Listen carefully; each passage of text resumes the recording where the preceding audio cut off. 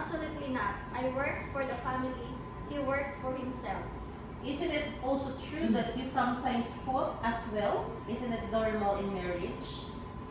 Arguments may be normal, but his behavior went beyond that. His consistent neglect, irresponsibility, and lack of concern showed an inability to fulfill basic marital obligations. You said to try to fix the marriage. Did you ever go to the marriage counseling together? I suggested it, but he refused to go. Did you separate right away, or did you stay in the marriage despite the issues? I stayed, hoping things would improve for the sake of our children, but eventually it became clear that change was not possible. You currently have custody of the children, isn't it right? Yes. Are you saying that the father is unfit to be part of the children's life? I did not say he is unfit, but I believe I am better able to provide a stable and nurturing environment.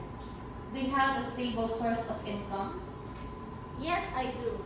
I'm an obstetrician. I work for private and government hospitals and clinics. If the court grants visitation right, will you allow your children to see the father?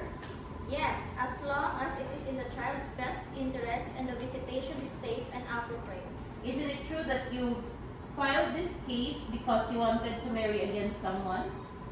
No, I filed this case because I want to be free from marriage that was never valid from the beginning. Would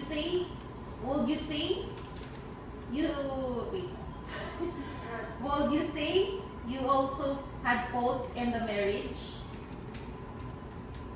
I tried my best to fulfill my duties as a wife and a mother. I am not perfect, but I did everything I could save the marriage.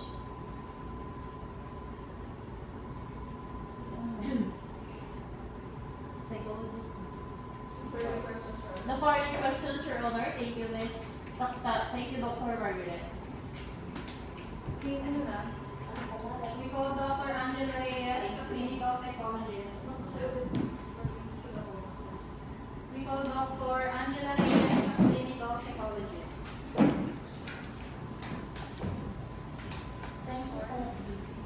This is the sworn affidavit of Dr. Angela Reyes.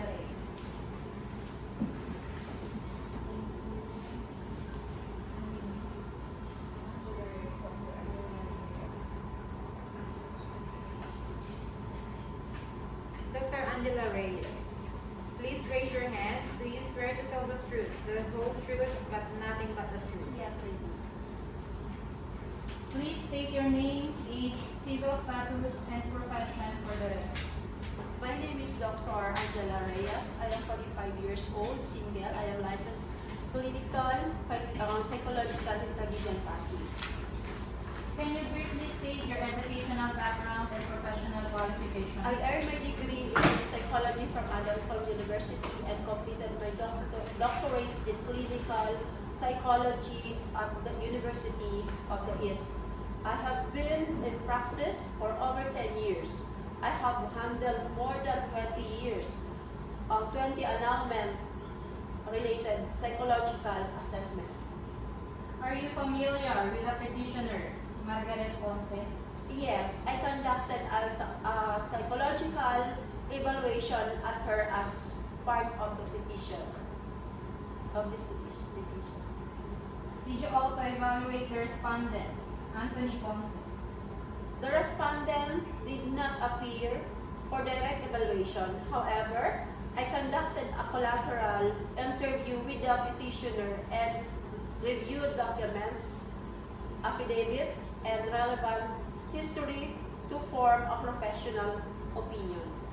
Based on your evaluation, can you tell the court your findings regarding the respondent? Based on my interviews, tests, and collateral information, the respondent suffers from a psychological condition.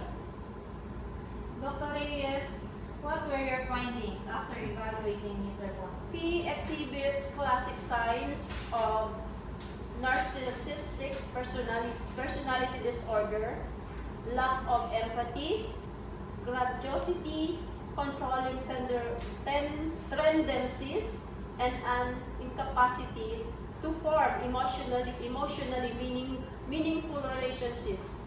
These traits are deeply rooted and render him psychologically incapacitated to fulfill essential marital and parental obligations. Can you elaborate on how this incapacity manifested during the marriage? The respondent displayed signs of emotional detachment, irresponsibility, lack of empathy, and inability to engage in mature communication. He habitually neglected his duties, left decisions to the petitioner, and failed to provide consistent emotional and financial support. These behaviors were not due to temporary issues or martial conflict, but rooted in a personality structure that is permanent and pathological. Dr. Reyes, based on your evaluation, is the respondent psychologically incapacitated? Yes, Your Honor.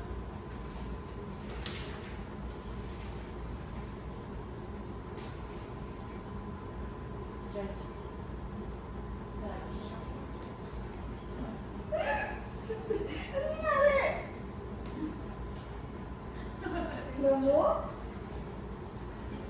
In such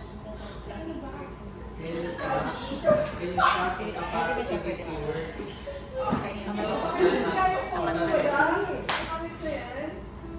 Can such incapacity be cured?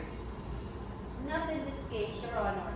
This condition is deeply rooted and affects his capacity to sustain a healthy marriage or raise children. Personality disorders of this kind are generally permanent. Therapy may help manage symptoms but not resolve the incapacity. Are your findings consistent with accepted principles in psychology? Yes, my methodology follow the standard clinical and diagnostic procedures. Do you have any observations on the petitioner's psychological fitness as a Yes, based on my evaluation, the petitioner is psychologically stable, nurturing, and emotionally responsive. She is capable of providing a supportive and safe environment for the children. Do you have any recommendation regarding custody of the children? In my professional opinion, custody should remain with the petitioner, as she is the more emotionally and psychologically equipped parent. It is in the best interest of the child to remain with the petitioner. No further questions, Your Honor. Would you like to cross-examine? Yes, Your Honor.